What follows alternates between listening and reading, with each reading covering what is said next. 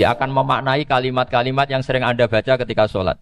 Di sholat saat ada itidal ngendikan apa? Rabbana lakal hamdu. Ayo dibaca. Mil'us samawati wa mil'ul ardi wa mil'u ma syi'ta min syai'im ba'du. Sama nani secara tradisi pesantren. Rabbana do pangeran kita. Laka iku kaduwe panjenengan alhamdulillah segala puji. Engkau punya segala puji. Mil'us samawati. Yang pujian itu memenuhi langit. Tentu langit itu penuh dengan pujian. Semua malaikat bertasbih, bertahmid. Karena malaikat tidak ada yang kerja di pabrik, itu tasbih terus gitu. Nggak ada yang nyari uang, nggak ada yang cari won ya. Kalau bahasa. Kalau di sini nggak kiainya aja nyari uang. Terusannya apa? Wamilul ardi, dan pujian itu memenuhi bumi. Korea termasuk bumi Allah apa enggak? Jadi saya sudah menduga suatu saat Korea itu ya penuh dengan pujian. Dan ini betul. Siapa yang ngira kalau di bumi Korea ada yang hafal lagu Sakduna itu? Itu lagu kesayangan guru kita semua, Kiai Haji Maimun Zubair. Gak ada yang ngira. Siapa yang ngira kalau di sini ada ngaji seperti ini? Di Rusia juga sama. Uni Soviet itu negara ateis. Tapi lama-lama pecah karena glasnost itu dan perestroika itu. Kemudian menjadi pecahan-pecahan negara Muslim. Ada Uzbekistan, Tajikistan, Ceknya, semuanya menjadi negara apa? Muslim. Karena dari awal lakal hamdu mil'us samawati wa mil'ul ardi. Dan pujian itu pasti memenuhi langit, juga memenuhi bumi. Kalau Anda baca itu di Indonesia, mungkin wajar. Di Indonesia banyak acara-acara seperti ini. Tapi kalau di Korea, ternyata benar. Dan Anda ini kalian semua termasuk pembuktian benarnya wa mil'ul ardi. Keren kan teman? Oh keren sekali, bukan sekedar keren sekali. Makanya saya jarang diundang pengajian mau tapi diundang di Korea mau. Tapi saya ada niat datang undangan, memang saya ingin datang. Jadi, ya karena itu. Ini bentuk penghormatan saya. Bentuk penghormatan saya bahwa pada akhirnya benar-benar lakal hamdu mil'us samawati wa mil'ul ardi. Jadi Anda tidak perlu pesimis, dulu Indonesia juga seperti itu. Banyak Buddha, Hindu, macam-macam ateisme. Kemudian berkatnya para ulama, sekarang jadi negara yang mayoritas Muslim. Korea, barokahnya orang-orang kedonyan seperti ini banyak Islam itu. Gak apa-apa. Karena sebagian agama Islam, sebagian sejarah ditulis di bawah pedagang-pedagang Gujarat. Kira-kira orang Gujarat ke Indonesia dulu, yang namanya pedagang cari apa? Uang. Tapi namanya orang Islam, hatinya tetap adanya tauhid. Nyari uang ya tetap sambil dakwah. Kalau yang ke Korea langsung kiai mungkin tidak seramai ini Islam. Karena kalau kiai datang langsung dicurigai jadi misionaris. Jadi ribet malah. Tapi kalau sampean nggak ada yang curiga. Namanya pekerja saja nyari uang. Dan itu memang fakta. Cuma kadang ya sadar terus ya bagus lah seperti itu. Nggak apa-apa. Maksud saya ini saya memberi support, memberi tasjid bahwa Allah itu luar biasa. Jadi kalau ingin menyebarkan agamanya macam-macam. Kadang kiai tidak bisa mengislamkan orang, itu anak-anak mahasiswa pacaran, itu banyak yang pacarnya itu masuk Islam. Tapi sampean jangan bilang pacaran halal, ya tidak pernah. Tapi Allah kalau menghendaki memberi hidayah itu jalannya macam-macam. Ada yang lewat kerja, coba yang bayangkan ada tahlilan di Korea itu semua kiai tidak pernah bayangkan. Tapi setelah banyak pekerja di sini, kemudian mereka insaf atau sedang insaf tidak tahu ini. Sampai kapan insafnya juga tidak tahu. Tapi yang jelas ini hebat. Ini apa? Hebat. Tahu-tahu ya seperti ini. Makanya iman saja Rabbana lakal hamdu mil'us samawati wa mil'ul ardi. Masih ditambahi wa mil'u ma syi'ta min syai'in ba'du. Karena Allah itu zat yang tidak terperikan, zat yang tidak terbatasi. Maka pujian di langit dan bumi ini masih kurang. Masih ada apa saja yang nanti akan dipenuhi oleh pujian kepada Allah Subhanahu wa ta'ala. Wa mil'u ma syi'ta min syai'in ba'du. Dan pujian kepada engkau ya Allah akan memenuhi semua ruangan yang engkau kehendaki. Mungkin suatu saat negara-negara yang sekarang yang paling minim Islam itu di Amerika Selatan. Kayak di Argentina dan sebagainya. Nanti suatu saat juga penuh dengan pujian. Karena tetap Rabbana lakal hamdu mil'us samawati wa mil'ul ardi wa mil'u ma syi'ta min syai'in ba'du. Saya di Jogja setiap akhir ngaji saya ajarin wiridan. Mungkin wiridan ini tidak asing bagi jenengan karena sering saya baca. Subhanallah wa bihamdihi adada khalqihi wa ridho nafsihi wa zinata arsyihi wa midada kalimat. Bahwa kita memuji Allah itu adada khalqi, sesuai jumlah makhluk Allah. Semua makhluk Allah meskipun kelihatannya mengecewakan, ini semuanya memuji sama Allah Subhanahu wa taala. Meskipun kadang kita kecewa, kadang kita tidak cocok. Coba barokahnya Anda ini agak-agak kecewa gitu dengan Indonesia karena enggak menyediakan lapangan kerja untuk Anda. Tapi ya enggak kecewa-kecewa amat ya, agak-agak saja. Karena Anda tetap semua mencintai Indonesia. Gara-gara agak-agak kecewa cari negara lain. Akhirnya di Korea, ada yang di Jerman, ada di Inggris. Tapi bawaan pernah ngaji di musola, Islam ini ke bawah. Sehingga karena Islam ini ke bawah, tahu-tahu ada komunitas yang memikirkan Islam. Umumnya orang mikir Islam itu ya bikin masjid. Kalau di Korea unik, nyewa apa? Nyewa gedung untuk masjid. Itu kalau diceritakan di Indonesia aneh. Ini masjid sewaan. Masjid. Tapi kalau di sini lazim, karena kalau beli mahal ya cukup sewa.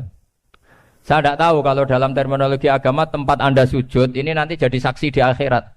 Itu yang permanen apa yang sewaan tidak tahu.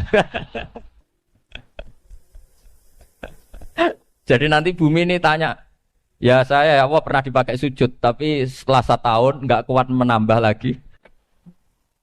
Makanya saya dukung tadi yang ada gerakan masjid apa. Sebenarnya permanen nggak permanen itu tetap bagus, ada usah memaksakan. yang jelas saya sudah ikut nyumbang lelang tadi, dan saya berharap uang itu benar-benar untuk masjid. Kalau untuk takmirnya juga gak apa-apa, yang penting untuk menghidupi masjid.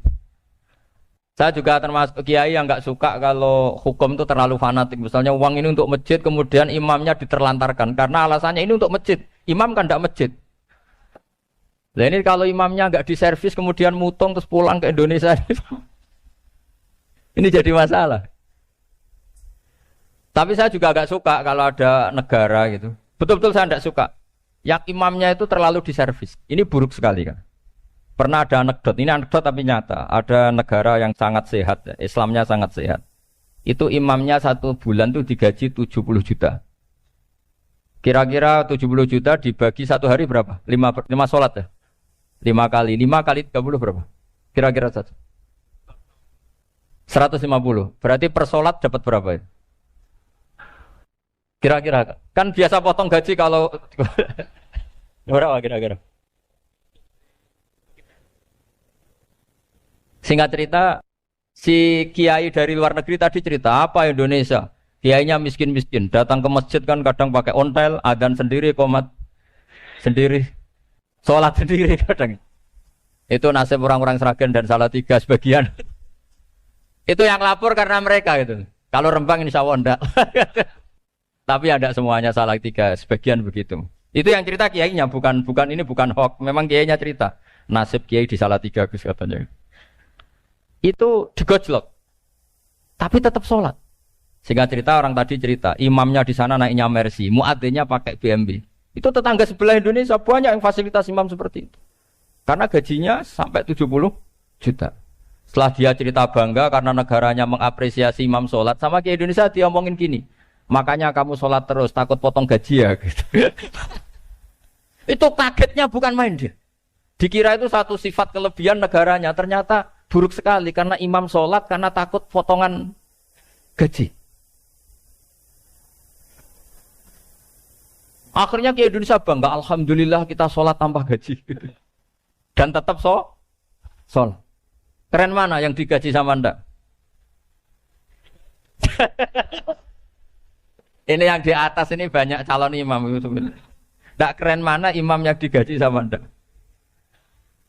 Keren yang enggak. Tapi kalau pertanyaannya dibalik, keren mana jamaah yang peduli imamnya sama yang enggak peduli? Jadi jawabannya harus tetap seperti itu. Imamnya keren yang ikhlas. Tapi jamaahnya keren yang peduli imamnya. Jelas ini ya fatwa saya ya. Gimana? Imamnya baik yang ikhlas, tapi jamaahnya baik yang peduli nasib. Nah, tapi sekali imam dari awal gak ikhlas itu harus di PHK. Itu bahaya bagi agama kalau awalnya sudah ada ikhlas. Karena nanti setelah habis subuh terus dihitung. Wong setahu saya sholat terus kok kenapa gajinya tinggal segini? Ya, setahu saya sholat terus kok gajinya tinggal segini. Terus nanti takmirnya bilang kemarin zuhur Pak Yai ndak ngimamin. Kemarin asar ndak ngimamin. Terus dihitung. Bisa enggak agama akan berjalan seperti itu? Enggak kan? Ya makanya pertanyaannya tadi, suka atau punya imam ikhlas? Suka. Tapi imamnya juga suka kalau jamaahnya peduli. Ini penting saya utarakan karena agama itu beda. Agama ini diurus oleh Allah Subhanahu. Jadi kita mengerahkan pemikiran itu bukan karena kita akan menyelamatkan agama ini, tidak. Agama ini diselamatkan oleh Allah Subhanahu wa taala. Coba kayak apa Uni Soviet kuatnya itu. Mengkooptasi supaya orang semuanya ateis, semuanya komunis. Itu 100 tahun Uni Soviet begitu. Tapi orang-orang Uzbek, Ceknya, Tajikistan tetap ngajari anak-anaknya tauhid. Itu ada yang cerita itu sampai mengajarkan tauhid itu di bawah tanah, di basement. Tapi Allah menghendaki Rusia itu Uni Soviet jatuh.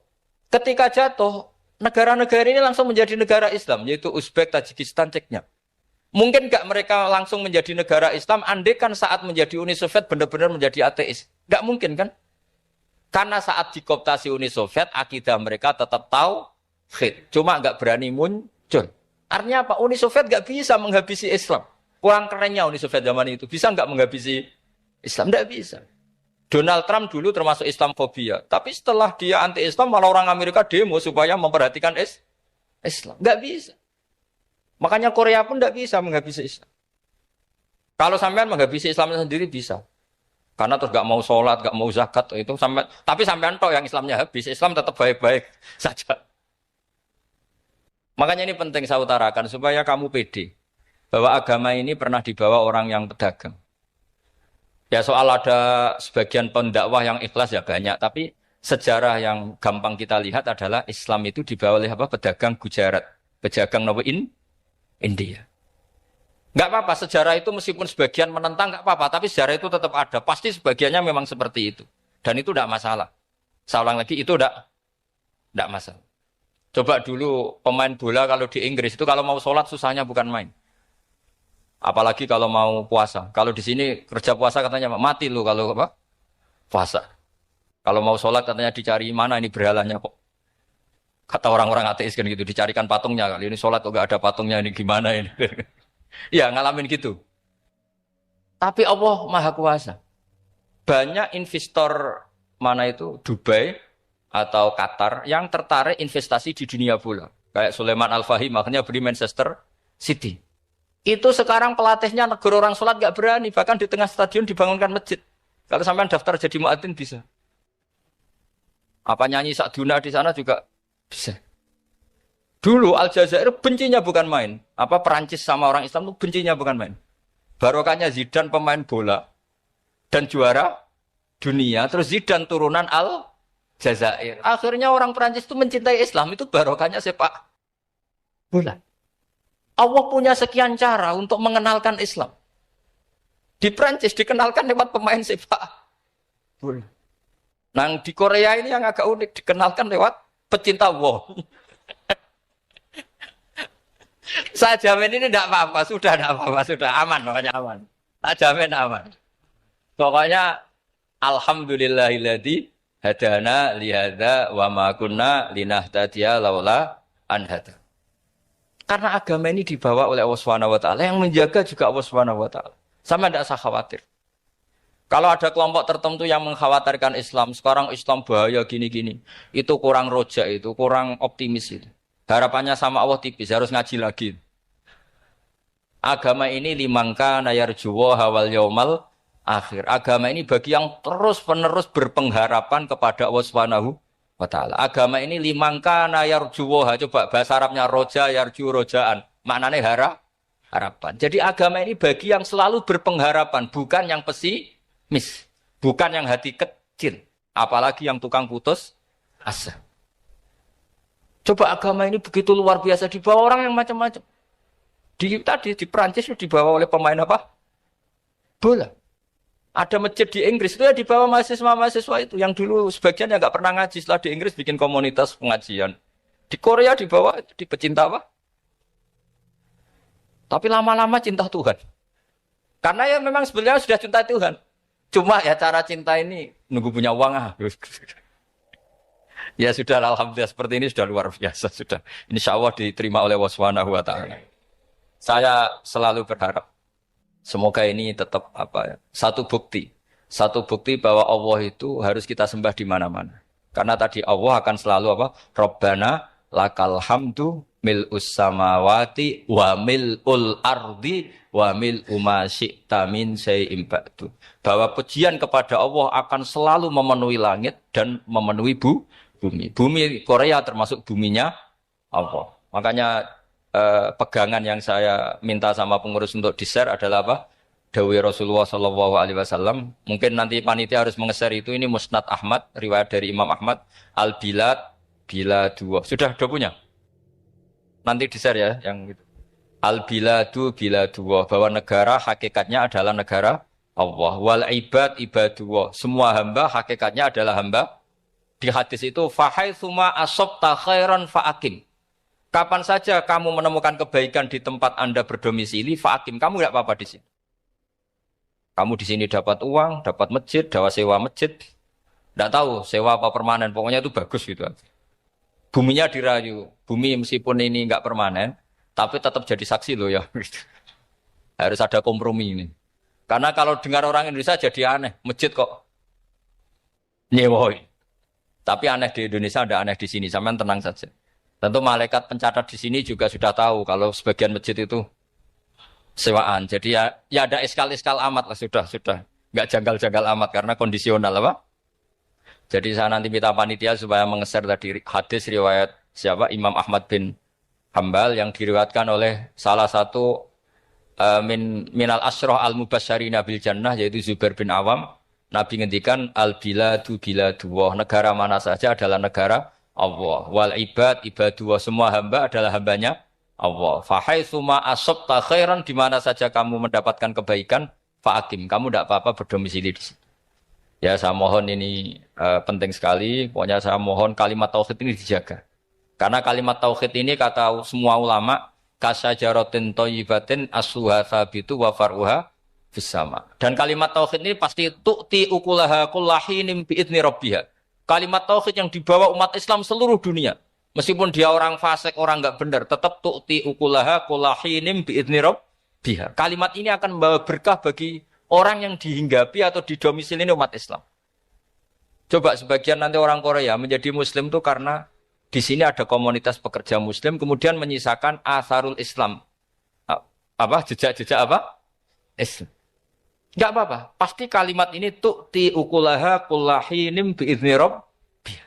Jadi kalimat tauhid adalah kalimat yang kata Allah tu'ti ukulaha kullahinim bi'idzni rabbiha. Anda tidak usah khawatir bahwa apa yang Anda lakukan akan ditulis oleh Allah Subhanahu wa ta'ala. Kata Allah, wa naktubu ma qaddamu wa atharahum. Gimana di surat Yasin itu? Inna nahnu nuhyil mauta wa naktubu ma qaddamu wa atharahum. Saya bisa menghidupkan orang mati dan semua amal kalian saya tulis, kata Allah. Wa atharahum, dan jejak-jejak yang pernah kalian lakukan juga ditulis. Misalnya Anda sudah pulang di Indonesia, ada orang sholat di masjid ini, oh ini era Kang ini, era Mas ini. Nanti setelah itu ya ini era Mas ini, Mas ini. Menjadi familiar Islam juga barokahnya muassis-muassis ini, pendiri-pendiri ini. Semoga kalian semua barokah dan fid dunya wal ini ya. Perasaan saya juga seluruh ulama di dunia. Saya ulang lagi, perasaan saya juga seluruh ulama di dunia. Bahwa Islam masuk itu macam-macam sebabnya. Dulu kita tahu, kita sebagai warga Indonesia, Islam masuk itu ya dibawa orang yang agak kedonyan, ya kayak jenengan lah kira-kira gitu. Ya kayak mbak-mbak ini, ya agak-agak mata duitan itu. Karena kita tahu rata-rata ahli sejarah mengatakan Islam di Indonesia dibawa kiai apa pedagang. Pedagang tuh nyari uang apa nyari dakwah kira-kira. Ya semoga Anda mirip-mirip seperti itu. Ya jadi nyari uang karena ada nurani Islam sehingga tetap saja membawa Islam. Saya tidak tahu Islam Anda ala apa, tidak tahu. Pokoknya mau ngaji ya berarti Islam ala ahli sunnah wal jamaah. Jadi ini penting saya utarakan bahwa Islam itu agama yang mudah difahami sehingga dibawa pedagang saja ya kasil gitu. Dibawa orang yang kedonyan enggak jenengan juga kasil gitu. Dibawa orang baik ya kasil, dibawa orang broken juga kasil.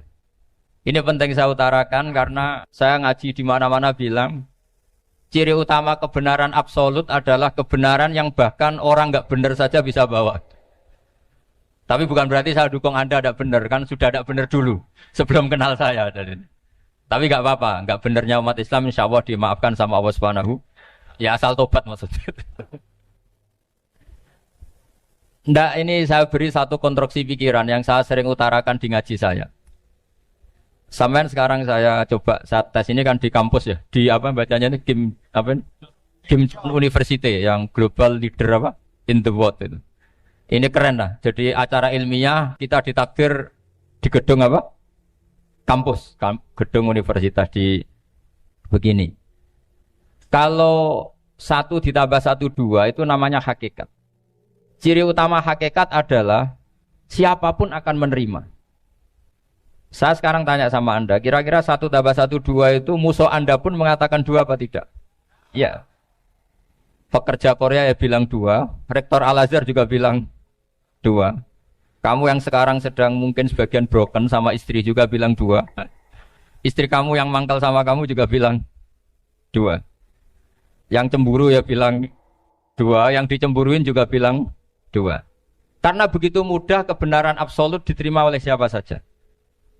Begitu juga eksistensi Allah sebagai Tuhan. Itu mudah diterima oleh siapa saja. Sehingga pembawanya tidak perlu seorang kiai atau gus atau mubalek atau ketua muin, tidak. Cukup karyawan pekerja Korea. Karena kebenaran absolut itu kebenaran yang mutlak. Siapa saja yang waras pasti ngakui. Kira-kira orang yang berpikir sehat pasti berpikir begini, ini yang diajarkan Quran. Bumi ini kadung wujud. Sudah wujud kadung wujud, punya eksistensi. Mungkin enggak sesuatu yang wujud kemudian disebabkan oleh sesuatu yang nihilisme, yang tidak ada. Mungkin enggak? Enggak mungkin. Yang namanya penyebab itu harus sesuatu yang wujud. Di mana-mana penyebab itu harus punya eksistensi. Karena langit dan bumi ini kadung wujud, pasti penyebabnya adalah wujud. Karena wujud penyebab harus bersifat super. Lah bersifat super ini oleh ulama dikatakan wajibil wujud. Itu akal siapa saja akan terima. Cuma kemudian setelah nerima itu orang macam-macam cara berpikir. Mungkin orang Jawa dulu bilang itu Sahyang Widi. Kalau orang sini mungkin bilang apa itu? Dewa atau apa ya? Enggak tahu saya. Karena itu yang teman sampean, enggak teman saya itu. Tapi yang jelas begini, ini konstruksi ini harus kita jaga. Nanti saya bacakan teks hadisnya. Kebenaran sejati ciri utamanya adalah ada absolutisme, ada kebenaran mutlak. Ciri utama kebenaran mutlak adalah diakui bahkan oleh siapa saja, termasuk oleh orang fasik. Orang fasik itu orang enggak benar. Misalnya ada imam masjid besar Istiqlal, ditanya 1 tambah 1 bilang apa? 2. Nanti kira-kira yang lonte juga bilang apa? 2. KPK juga bilang koruptornya yang ditangkap 2. Nah, eksistensi Allah sebagai Tuhan ini kebenaran yang absolut. Maka agama ini juga boleh diterima oleh siapa saja, termasuk oleh orang fasik, orang enggak jelas. Ini penting saya utarakan karena sekarang marak kelompok yang mengatakan orang Islam kalau zina menjadi tidak muslim, orang Islam kalau korupsi menjadi tidak muslim. Salah sedikit tahlilan jadi kafir, percaya wasilah jadi itu tidak benar seperti itu. Karena kebenaran eksistensi itu kebenaran yang nggak bisa diganggu gugat. Seperti Anda ini kan warga Indonesia, KPK ya warga Indonesia, koruptornya juga warga. Apa setelah dia korupsi lalu tidak warga Indonesia? Tetap warga. Orang yang meyakini kalimat tauhid setelah dia salah apa terus tidak ya tauhid? Kan tetap ya. Maka dia tetap Islam. Ini penting saya utarakan. Kalau seorang warga Indonesia yang koruptor, yang macam-macam saja tetap warga Indonesia, padahal banyak kesalahan. Karena status warga Indonesia adalah status yang permanen. Begitu juga status Muslim adalah permanen bagi siapa saja yang melafadzkan La ilaha illallah Muhammadur Rasulullah. Kita tidak bisa mengkafir-kafir mereka. Itu juga yang sering dipesankan dan jadi ciri khas ulama ahli sunnah wal jamaah, tidak mengkafirkan orang Islam meskipun melakukan dosa besar. Soal dia salah nanti masuk neraka ya silakan saja, saya ada ikut, paham ya? Sampai bisa mencoba. Tapi tetap saja dia muslim. Analoginya tadi. Analoginya gampang sekali tadi. Orang Indonesia yang salah itu tidak akan merubah statusnya sebagai warga Indonesia. Karena ya memang dia berstatus warga Indonesia. Orang Islam yang sudah melafadzkan syahadat maka menjadi muslim. Saya di mana-mana berkampanye, berfatwa. Orang kafir yang 70 tahun kafir, sekali melafadzkan kalimat tauhid, itu menjadi muslim apa tetap kafir? Muslim. Masa kita yang Islam terus, yang kalimat tahlil la ilaha illallah kemudian menjadi kafir karena kalimat itu? Itu faham aneh apa aneh? Wong yang kafir saja menjadi muslim karena kalimat tauhid, yang Islam menjadi kafir juga karena kalimat.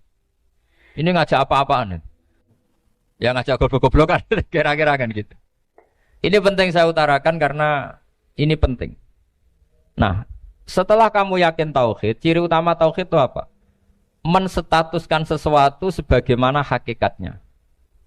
Misalnya bumi Korea, ini statusnya tetap buminya Allah. Maka dari awal saya husnudzon sekali sama Allah Subhanahu wa taala bahwa suatu saat di bumi mana saja itu ada tahlil. Enggak ngira kan ada ateis di sini, bumi ateis kemudian ada tahlil, ada sakduna, ada macam-macam. Ini penting, jadi saya mensupport Anda, mensupport kalian semua bahwa agama ini akan diurus oleh Allah Subhanahu wa taala. Makanya Sayyidina Umar radhiyallahu anhu kalau disuruh mikir agama itu tidak mau. Tidak mau betul. Ketika Umar jadi khalifah itu puncak keemasan masa Islam. Semuanya stabil, semuanya hebat. Sampai Irak, Iran zaman itu Persia masih, semuanya Mesir, itu semuanya ikut Islam. Ketika Islam pada puncaknya, yang dikhawatirkan oleh masyarakat adalah begini, lalu setelah Umar itu bagaimana? Islam setelah dipimpin orang yang tangguh, yang kuat, yang waroi, yang zuhud. Lalu setelah Umar itu gimana? Tapi Umar disuruh mikir gak mau. Sampai setiap Abdullah bin Umar jalan-jalan di kampung-kampung itu abahnya dianggap pecundang. Tahu sampean pecundang? Orang yang gak tanggung jawab. Karena orang-orang bilang gini, ya Abdullah bin Umar, bagaimana pendapat Anda kalau ada penggembala kambing di tengah hutan atau di tengah padang rumput, kemudian dia ninggal gelanggang kambingnya. Kamu anggap penggembala ini gimana? Oh itu penggembala yang dolim itu. Pasti kalau kambing ditinggal ya kacau. Apalagi ini umatur Rasulullah Shallallahu Alaihi Wasallam. Ini abah kamu tidak pernah wasiat, tidak pernah ngatur suksesi. Lalu Islam setelah dia bagaimana? Suruh dia ngomong penggantinya siapa? Karena beliau sudah sepuh harus ada suksesi. Akhirnya Abdullah bin Umar lapor ke Umar. Ini gimana bah orang mengkomplain begini. Apa kata Umar? Agama itu beda dengan kambing katanya. Agama itu milik Allah Subhanahu. Mbok saya pikir, tidak saya pikir tetap jalan.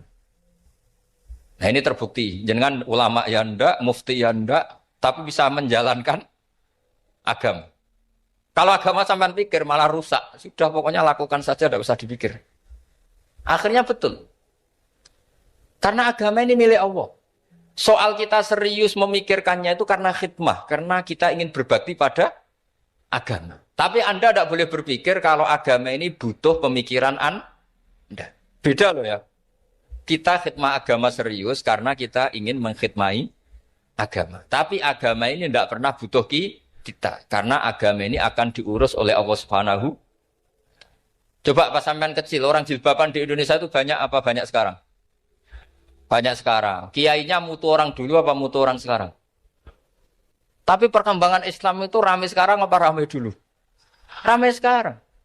Islam menyebar di seluruh dunia itu zaman Wali Songo, zaman sampean keren mana? Keren sekarang. Kualitas solehnya sampean sama Wali Songo? Wali Songo. Ini betul. Karena agama ini diurus oleh Allah Subhanahu. Sayyidina Umar, agama ini innallaha ta'ala yahfadzu dinah. Innallaha ta'ala la yudhi'u khilafatahu waladina. Allah itu tidak akan menyia-nyiakan agamanya. Ini terbukti. Agama ini pernah dipimpin orang terbaik di dunia, yaitu Rasulullah SAW. Ketika beliau intaqala ila rafiqil ala, ketika beliau pindah ke alam sana, diteruskan oleh sahabat yang tentu jauh di bawah Rasulullah. Diteruskan tabi'in, diteruskan para wali songo, diteruskan sang sampean yang jauh di bawah wali songo. Sejauh-jauhnya. Tapi agama jalan sampai Korea. Agama jalan sampai apa? Dulu Wali Songo itu hanya sampai Mojokerto, sampai Tulungagung. Di bawah sampai Klayaban sampai mana ini? Korea. Coba kalau Allah tidak ngurus, nggak bisa. Yang gerakkan hatinya sampean peduli sama masjid siapa? Allah Subhanahu wa taala. Yang menggerakkan hati sampean peduli sama agama siapa? Tapi yang menggerakkan sampean ke Korea apa? Uang kan?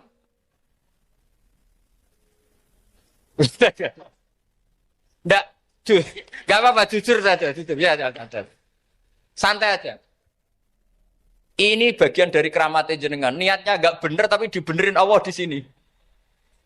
Dari awal niatnya kan uang gitu. Tapi setelah di Korea dibenerin Allah. Mbok ingat agama gitu. Keren kan? Makanya yang syukur sama Allah Subhanahu wa taala. Yang bisa hanya Allah taala. Makanya dalam dunia kiai selalu baca apa? Alhamdulillah alladzi hadana li hada wa ma kunna linahtadiya laula an hadana Allah. Alhamdulillah kita diberi hidayat seperti ini. Kalau tidak Allah tidak bisa. Sudah mata duitan, kadang istri ngomel, mertua tidak percaya. Sudah setengah-setengah broken gini saya tidak tahu sampai ke Korea itu karena broken pas saking sayangnya keluarga. Potensinya hanya dua. Dibela-belain kerja demi keluarga atau agak broken maka ke sini. Tapi apapun potensi itu tetap baik. Itu takdir sudah, itu takdir tidak usah dibicarakan. Semua itu apa? Karena orang kalau sedang rukun ya tidak mau tukaran, kalau sedang tukaran ya tidak mau rukun. Itu sudah semuanya takdir. Kata bapak saya dulu kalau ada orang mau jualan tanah, Pak Yai tanah saya mau saya jual. Ini gimana padahal ini tanah warisan. Kata bapak, nak waya adol ya adol. Memang ini saatnya jual ya jual saja. Nanti kalau kaya saatnya beli ya beli saja. Karena kalau sudah saatnya jual mau beli ya nggak mungkin kan? Mau memang saatnya jual. Kalau sudah kaya kan nggak mungkin jual tanah. Saatnya beli. Maka semoga masalah di keluarga sampean ya masalah musiman. Maksudnya yang tukarannya ini musiman, yang rukunnya permanen. Jangan tukarannya permanen, rukunnya musiman. Setelah melihat yang lebih cantik, katut babon, nggak tahu saya nggak tahu. Nah ini semoga katut masjid ini bagian dari kafaroh sampean itu. Jadi kafaroh kesalahan-kesalahan di sampean. Assalamualaikum warahmatullahi wabarakatuh.